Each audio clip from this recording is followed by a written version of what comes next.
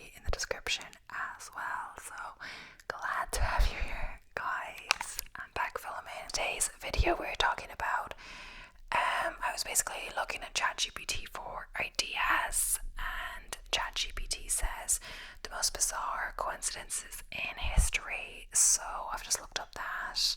So the first article is 11 amazing historical coincidences. So let's read the description.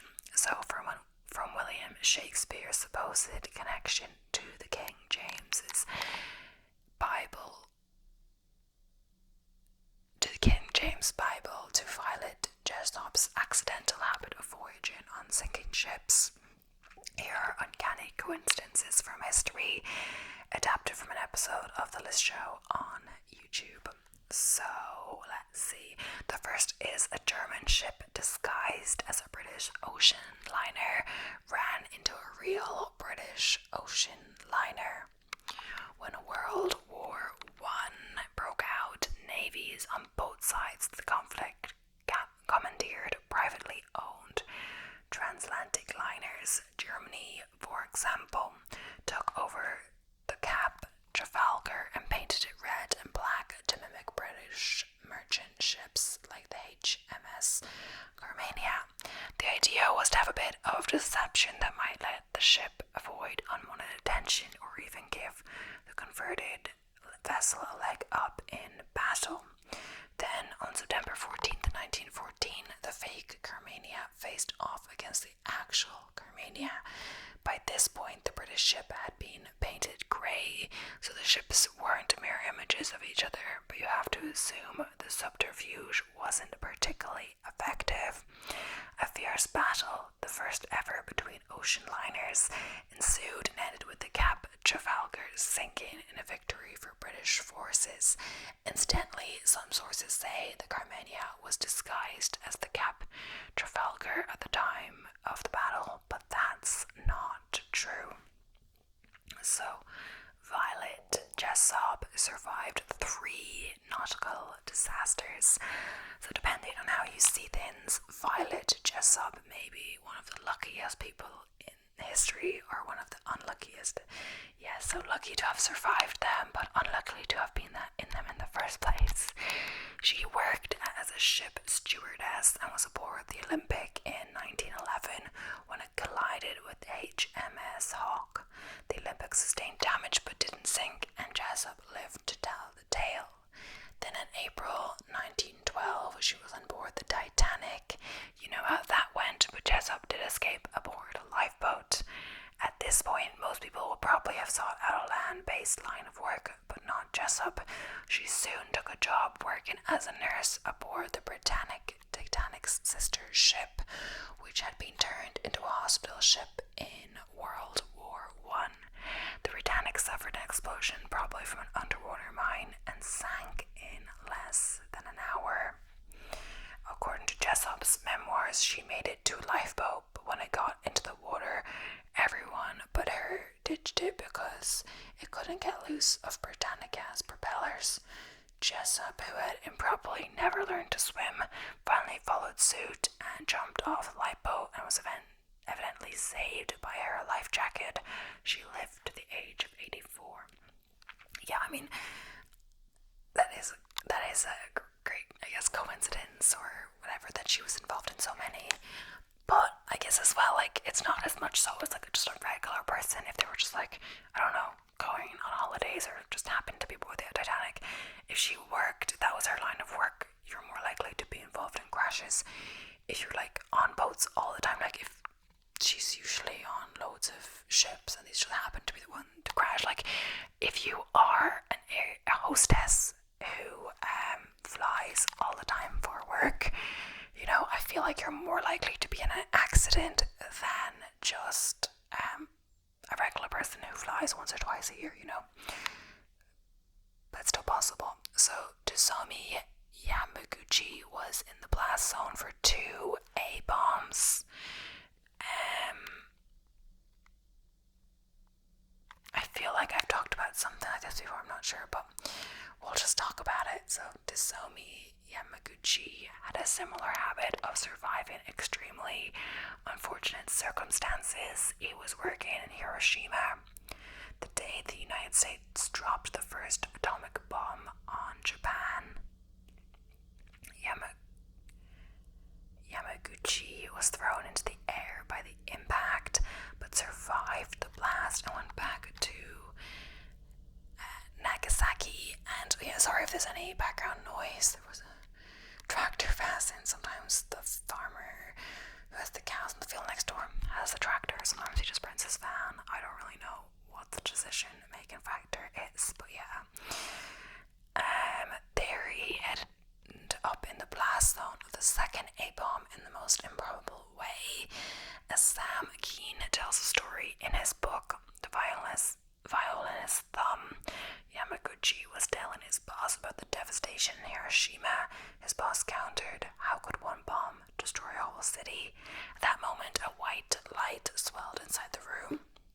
I thought, he later recalled, the mushroom cloud followed me from Hiroshima. So though it's estimated that around 150 people were in Hiroshima and Nagasaki on their respective days of the attacks, very few were in both blast zones like Yamaguchi. Amazingly, he still lived to be 93 years old. So, next up, a real-life tragedy echoed an Edgar Allan Poe novel. So, Edgar Allan Poe wrote a novel called The Narrative of Arthur Gordon Pym of Nantucket, in which a ship's crew ends up in a desperate situation with their boat badly damaged. Eventually, the crew draws straws to decide who among them will be the next life-sustaining meal. The unlucky character in the story, who was stabbed to death and eaten, is named Richard Parker. Two of the characters survived to be rescued. Thanks in part to that cannibalism, they also eat a tortoise. A few decades later, a real-life yacht named the Minonet, I'm not sure how you say that now, sank in a storm in the Indian Ocean. The four-man crew escaped to Haiti, but didn't have time to stock many provisions. Like the men in Poe's story, at one point they ate a tortoise. Like the men in Poe's story, they resorted to eating one of their own in a horrifying but potentially necessary case of cannibalism. The unlucky's young man's name, Richard Parker. Oh my gosh. Some old signs point to William Shakespeare's supposed contribution to the King James Bible. In early 1611, William Shakespeare was 46 years old. That same year, the King James Bible came out and became arguably one of the few books that has influenced English literature more than Shakespeare himself. Allowing for was arguably a little bit of fuzzy math. The 46th word of Psalm 46 in that Bible is shake, while the 46 from the last word is spear. This has led some to speculate that William Shakespeare worked on the King James version of the Bible and surreptitiously slipped his own name into the text, like a lot of conspiracy theories about the Bard. Though this one is more fun to imagine than supported by evidence, Shakespeare was not the type of formally educated scholar who would have worked on the KJB. As the British playwright and poet Ben Jonson put it, he had small Latin and less Greek, and of course you can twist numbers around to make basically anything seem like an eerie coincidence. So, Robert Lincoln was saved by the brother of his father's assassin. So Abraham Lincoln's son Robert was not, as you might read online, present for the 3 presidential assassinations, but his connection to the 3 tragedies was close enough to raise a few eyebrows. On the night of his father's assassination in 1865, Robert declined an invitation to Ford's Theatre, but he was with the president when he passed away the next morning. In 1881, while serving as a Secretary of War, Robert was at the Baltimore and Potomac Railroad Station when President James Garfield was shot. Eventually Garfield died, probably from the substandard medical attention given to the bullet wound. 2 decades later, the star-crossed Lincoln went to Buffalo to visit the Pan American Exposition, a sort of New World version of the World's Fair. arrived, Robert was immediately told that President William McKinley had been shot. He visited McKinley on 2 occasions that week and was heartened to see that. In his estimation, the president was on the road to recovery. Sadly, McKinley took a turn for the worst and died a week later. We can chalk all that up to Robert Lincoln's close ties to the halls of American power. It's a bit unlikely, perhaps, and certainly tragic, but not completely astounding. But here's the weirdest part. It's possible that Robert wouldn't have been witness to any of these presidential tragedies if he hadn't narrowly avoided an incident himself at Jersey City train station. During the Civil War, Robert found himself in a potentially lethal situation when he fell between a moving train and the platform. He was yanked to safety by one of the most famous actors of the day, Edwin Booth, brother of John Wilkes Booth, the man who would soon kill Robert's father. Oh, interesting. So John Adams and Thomas Jefferson died on the same day. Both John Adams and Thomas Jefferson died on the 50th anniversary of the approval of the Declaration of Independence, July 4th, 1826. Jefferson went first. The founding fathers and long-time political enemies had rekindled their friendship later in life, but perhaps maintained some sense of rivalry. Among Adams' last word was the erroneous pronouncement, Thomas Jefferson survives. November 9th is a day of faith in Germany, so Germans have their own coincidental significant day, November 9th. A number of famous or infamous events in German history have fallen on that day, from the announcement of Kaiser Wilhelm II abdication of the throne in 1918, which put an end to the German monarchy, to the horrors of Kristallnacht in 1938. In 1989, the Berlin Wall fell on November 9th, cementing the day standing in the German public consciousness. Germans even have a word for it. Samstag, or the Day of the Fate. Total solar eclipses are a coincidence of time and space. Think about a total solar eclipse. The moon seems to cover up the sun pretty much perfectly. The reason the sun and the moon appear almost identical in size to us is an accident of time and space. An astronomer, Mark Galloway, said the diameter of the moon is exactly 400 times smaller than the sun's diameter, and the sun is almost exactly 400 times further away from the moon. That all adds up to a really cool sky show whenever a total eclipse happens, but in a few 100 million years' time, that won't be the case. As Galloway told Life Science, the moon is slowly moving away from the Earth at about the rate your fingernails grow, which means that eventually the moon won't appear large enough from Earth to completely eclipse the sun. And back when the dinosaurs were around, the moon would have appeared relatively larger in the sky, which would probably eliminate the momentary cool diamond ring effect sometimes seen at the edge of eclipses today. The effect is referred to as Bailey beads, by the way, in honor of the British astronomer Francis Bailey. So, Johannes Kepler's faulty decoding of Galileo's message was correct. So, when Galilei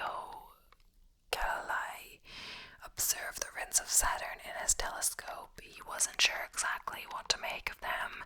Given the technology of the time, they probably looked like a couple of amorphous blobs on the side of the planet. He sent letters to friends and colleagues proudly declaring, Smace Merle Mobotslai Bonogatorius. I'm not sure how you say that at all. No, his cat didn't walk across the keyboard. He had actually disguised his observation in a jumbled anagram, which could be reordered to read. It's still hard to read, even in the right way. Altissimum Planetame Tergimium Observi. I have observed the highest planet is threefold. At the time, Saturn was considered the highest planet because it was the farthest one from the Earth that had been observed. astronomer Johannes Kepler received one of those cryptic letters. The message he deciphered from that same jumble of letters read, Eslav obstinum geminatum Martia proles, which translated as "Be created double knob, children of Mars." He concluded that Galileo was saying Mars had 2 moons. Despite his completely incorrect method of deciphering the message, Kepler's conclusion was correct. Mars's 2 moons were discovered centuries later. Today we know them as Phobos and Deimos. Bonus weird moons of Mars coincidence after Kepler's time, but well before Mars's moons were actually discovered. Jonathan Swift wrote Gulliver Travels in the book Swift satirized the sometimes obscure research being done by British scientists of his day, which he seemed to think lacked an important element of practicality. As an example of this type of frivolous scientific inquiry, Swift discussed how the Laputans discovered 2 lesser stars or satellites which revolve around Mars. A pair of long-lost twins shared some uncanny similarities. There are some wild stories out there about double canners, one which seems likely to be either embellished or entirely apocryphal is about King Umberto I of Italy, who was said to have met a restaurateur who looked like him and had some uncanny similarities. Same birth date, a wife and a child with the same name, but there's nothing in the way of contemporary sources to back the story up.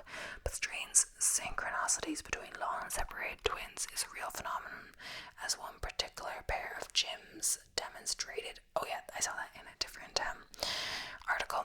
The 2 Jims were separated by adoption a few weeks after their birth in 1940 and were independently both named James by their adoptive parents. When they reunited almost 40 years later, the similarities between their lives flummoxed observers. Each had married a woman named Linda and gotten divorced. They each got married a second time, each to a woman named Betty, and it gets weirder. Both Jims had grown up with a dog named Toy and an adopted brother named Larry. Both had sons who they named James Allen, though the spelling of the names James Allens differed, as psychologist Thomas J. Bouchard Jr., director of the Minnesota Study of Twins Reared Apart Project, said, "I'm flabbergasted by some of the similarities. The Jim story can teach us a couple things. One, in the battle of nature versus nurture, nature obviously can claim some victories. The 2 men dealt with similar genetics and put on weight at a similar time in life. There could be a genetic component that led them to enjoy the same classes in school or develop similar smoking habits. But the Jims can also tell us something about coincidences in general and how our brain approach and sometimes construct them. Well over 1 million twins are born each year, and stories about long-lost twins who have little or nothing in common don't exactly click. Given a large enough data set, random distributions means that some long-lost twins are going to share some interesting commonalities, and once we find one area of crossover, our brains are practically hardwired to seek out patterns, identifying more. Numerous studies have shown that people perceive patterns where they don't exist. Perhaps it's a way for our brains to order the vast amount of stimuli we're constantly taking in. Maybe it's more comforting to believe the universe is ordered rather than chaotic and unpredictable. There's probably an evolutionary benefit to this pattern seeking, as Dr. Bernard D. Beitman lays out in an essay in Psychiatric Annals. A baby quickly learns the importance of correlation. It cries, and hopefully a caretaker appears to feed, hold it, or change its diaper. The correlation between crying and a caretaker parent is an important lesson in communication. And pattern recognition can lead to a scientific discovery.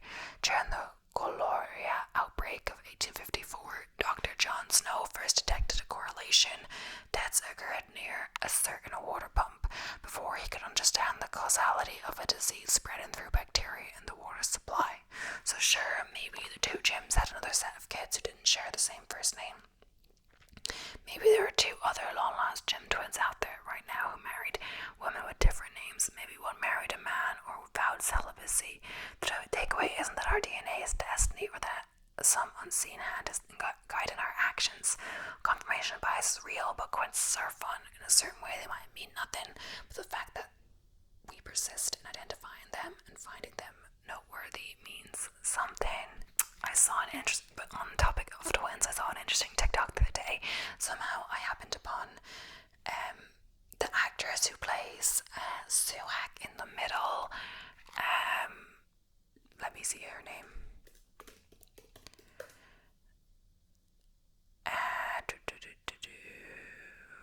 Actress Eden Share, and she is now married with twins, identical twins, and one of her pinned videos, I believe it's a pinned video, is basically explaining people asking her if twins are in the family, and she has identical twins, and she was explaining that identical twins don't ever run in the family because basically identical twin is one egg, one sperm fertilizing one egg, and then splitting in two, so they have near identical genes.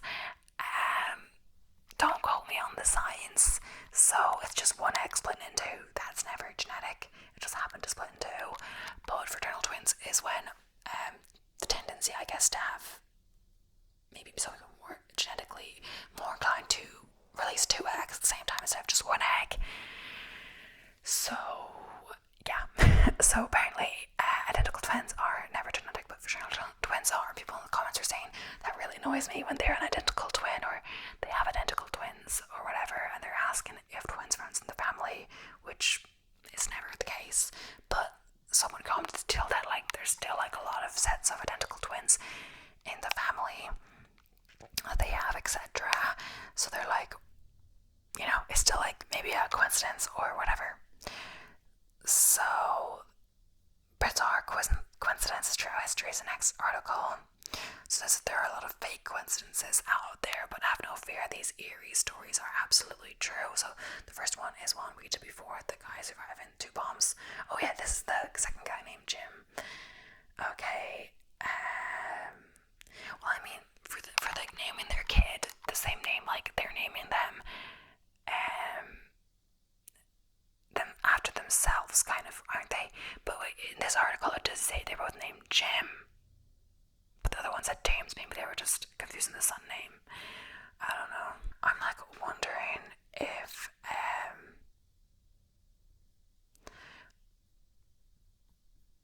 I've read this article before. I know if I haven't, but yeah. So all the Eleanor Rigbys. In 1957, John Lennon and Paul McCartney met at a party at St. Peter's Church in Woolton. It was a fateful meeting, one that no doubt changed the course of musical history, but that's not the coincidence here. Just yards away from their meeting place was the grave of Eleanor Rigby. 9 years later, McCartney wrote the song Eleanor Rigby. He claimed that he named the character after the actress Eleanor Braun, and a store in Bristol named Rigby and Evans Limited.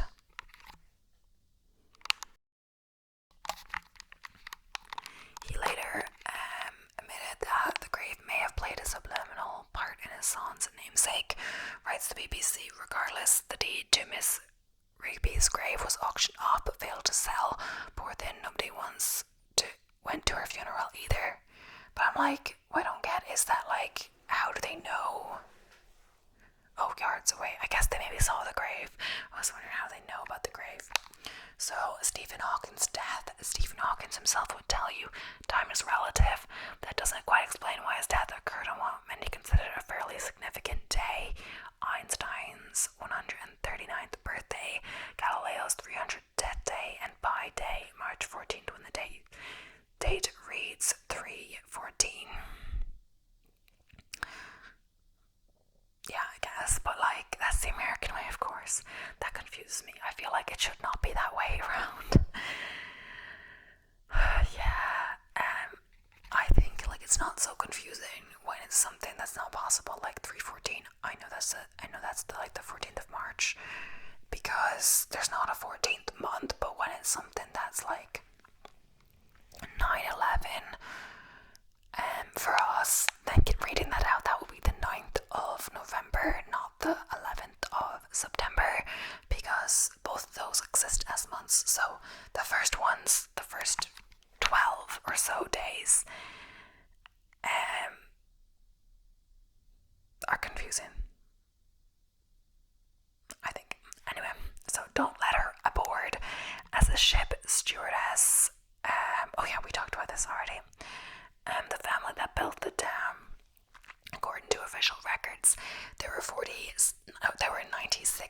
fatalities attributed to the building of the Hoover Dam.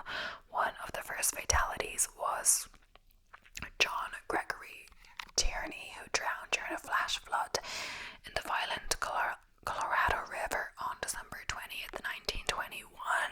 14 years later, on the same day, December 20th, 1935, another man died. It was Tierney's only son, Patrick William Tierney, writes the Las Vegas Review-Journal. Patrick was the last fatality attributed to the dam. He fell to his death from one of the intake towers on the Arizona side of Black Canyon. It was one of the few legends about the building of the dam. No, there are no workers buried in the concrete. That is actually true. Don't miss the strangest unsolved mysteries. So, Mark Twain's meteoric birthday. Every 76 years, Halley's Comet soars past Earth, whereas visible to the naked eye. Mark Twain was born on 1 year of its passing in 1835. By 1909, he predicted he'd die the next year when the comet passed again. The Almighty has said, no doubt, now here are these two unaccountable freaks. They came in together, they must go out together. The New York Times quotes him as saying his prediction was correct. The writer died one day after the comet's closest approach in 1910. This one is recorded in the books, but you may also find, the sandwich that shaped the modern world. We might have learned that World War I was caused by the assassination of Archduke Franz Ferdinand. Your history teacher could have left out the fact the assassination was made possible because the assassins stopped for a sandwich. You see, their original attempt to kill the Archduke failed miserably. Their bomb hit the car behind Ferdinand's and he escaped the scene unscathed. Obviously, the assassins were angry about this and one of them stopped to get a sandwich at a nearby cafe. Meanwhile, the Archduke dashed off in his car, happy to be alive. Unfortunately, his driver made a wrong turn and passed right by the cafe where his attacker had stopped for a bite to eat. The man saw him, shot the Archduke and his wife, and sent the world into a tailspin. The assassination is said to have been the launch point of World War I. I feel like I might have heard that. Yeah. So a lot of these ones are repeats. So next up, a meteor hit the Comet family's home. So, National Geographic reports that your odds of being killed by a meteor are 1 in 1,600,000. So the odds would seem infinitesimally small that a meteor, which had been flying through space for more than 4.5 billion years without hitting a target, would hit the home of a family with the last name Comet, like Commette.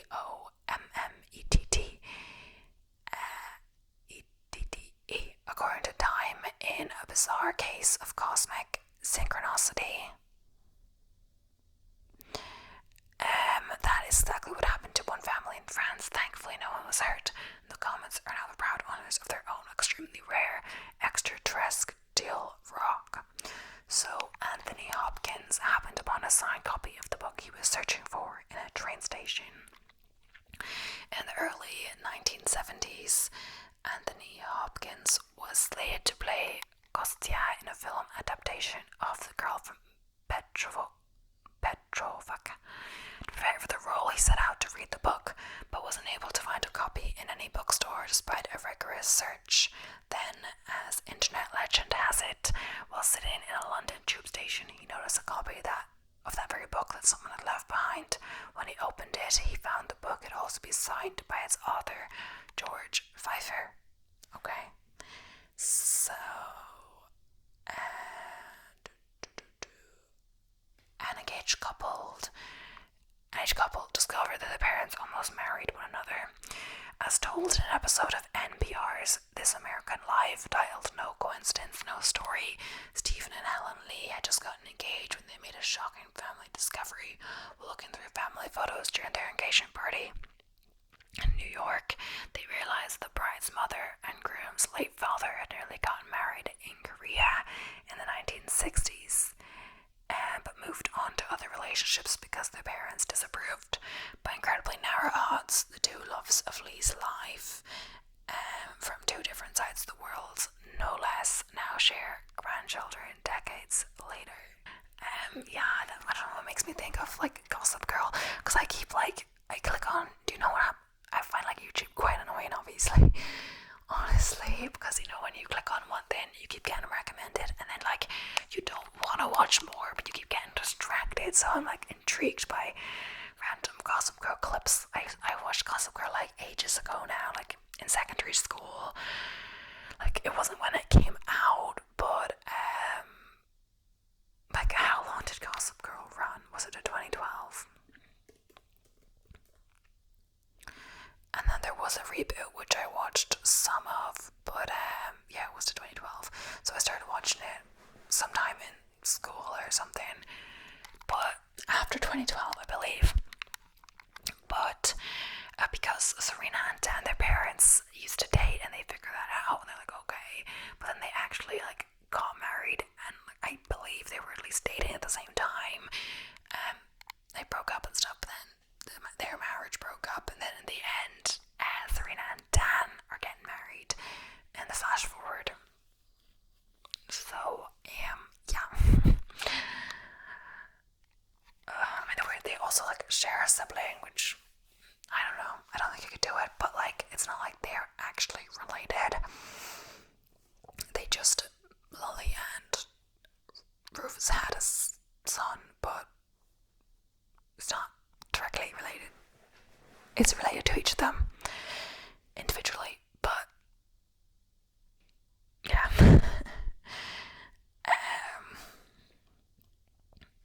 The first and last battles of the Civil War were fought next to the same man's property in different towns. So the Civil War broke out in 1861 with the first battle of Bull Run. Bull Run references the name of a stream that wound its way through the farm of a 46-year-old grocer named Wilmer McLean in Manassas, Virginia. After the devastation of the battle, McLean left to find safety in a new home with his wife in Appomattox, Virginia, and for roughly 4 years he was indeed safe as the bloody war overtook the nation. In 1865, the war came to a close when Robert E. Lee surrendered to Ulysses St. Grant at the Appomattox courthouse, just steps from McLean's new property. The first and last soldiers killed in World War I are buried next to each other.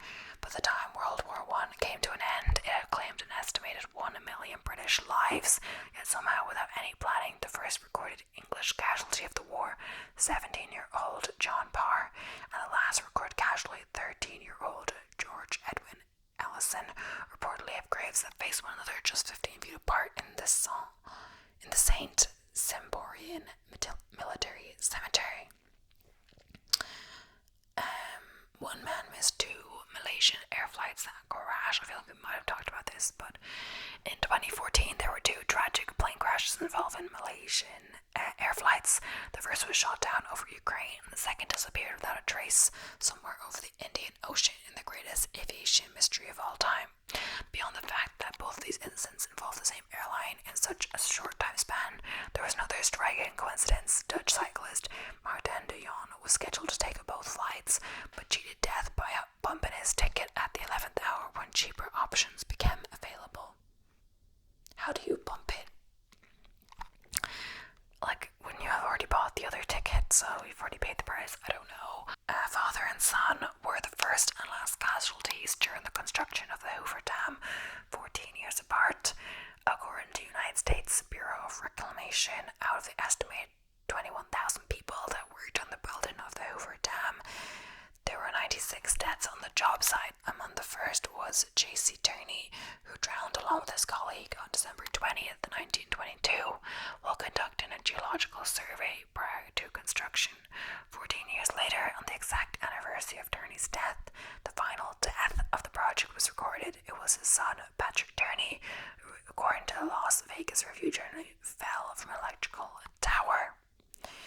A woman's husband found $1 she wrote on hoping to find a husband. So, as told on an episode of NPR's This American Life, Esther and Paul Graham had been seeing each other for a short time when Paul decided to ask her to be his girlfriend. That day, while paying for a sandwich, he noticed a dollar bill he was about to hand the cashier had the name Esther written on it in pencil. How strange, he thought, that this should happen right when he was thinking about their relationship. He kept the bill and decided to frame it and give it to her as a gift. She was